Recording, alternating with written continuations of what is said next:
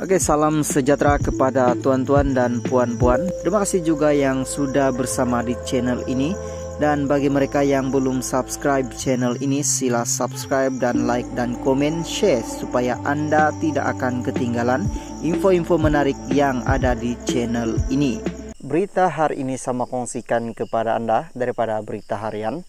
KJ deda video perwakilan Empot. Kuala Lumpur selepas mendakwa Hujud langkah Dewan Merdeka untuk memastikan kelulusan usul 2 jawatan tertinggi UMNO tidak dipertandingkan, Khairi Jamaluddin. Sebentar tadi memuat naik satu lagi video mengenai perwakilan Empot seperti dimaksudkannya. Video itu dimuat naik bekas Ketua Pemuda UMNO itu melalui Instagram menunjukkan sekumpulan individu berbaju Melayu diberi taklimat dalam satu bilik khas di Pusat Dagangan Dunia WTC Kuala Lumpur. Beliau turut menyertakan caption, perwakilan Empot diberi taklimat sebelum masuk Dewan Merdeka untuk menyokong usul not kontes tiada pertandingan. PAU 2022 selepas mendakwa Hujud langkah Dewan Merdeka untuk memastikan kelulusan usul 2 jawatan tertinggi UMNO tidak dipertandingkan, Khairi Jamaluddin. Sebentar tadi muat naik satu lagi video mengenai perwakilan Empot seperti dimaksudkannya. Berita harian.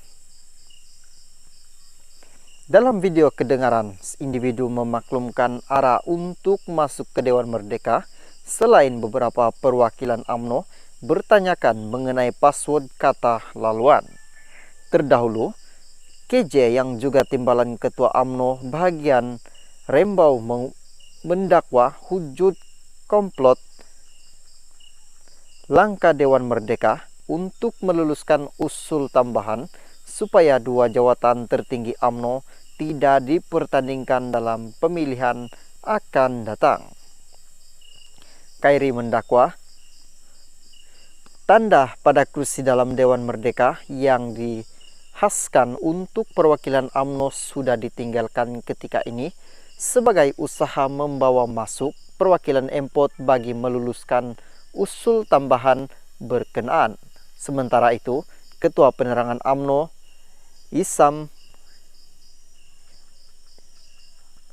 Isham memperlawah bekas Khairi hadir ke Dewan Merdeka dan menunjukkan individu yang didakwa sebagai perwakilan Empot.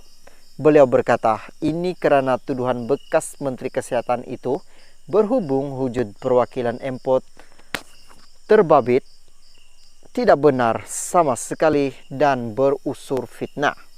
Sehubungan itu beliau meminta Khairi meminta maaf secara terbuka kepada semua perwakilan UMNO kerana menuduh mereka Empot selain pemeriksaan pas masuk serta skuad Sabil Pemuda kerana memfitnah mereka tidak melaksanakan tugas dan tanggung jawab mereka. Oke, salam sejahtera kepada tuan-tuan dan puan-puan. Terima kasih juga yang sudah bersama di channel ini.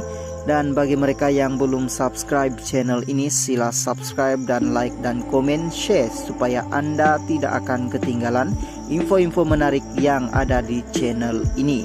Berita hari ini sama kongsikan kepada Anda daripada Sinar Harian, langkah ST Regis, rekaan Zaid Tomat.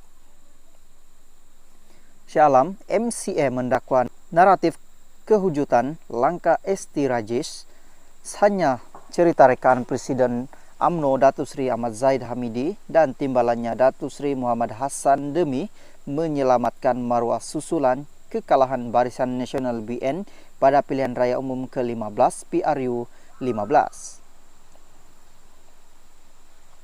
Sumber dalaman MCA mendakwa tuduhan pengkhianatan 10 ahli parlimen BN dikaitkan dengan langkah SD Regis bagi menyokong pengurusi Perikatan Nasional PN Tan Sri Muhyiddin Yassin menjadi Perdana Menteri sewaktu parlimen tergantung adalah cubaan menutup kegagalan strategi pilihan raya diguna pakai Ahmad Zahid.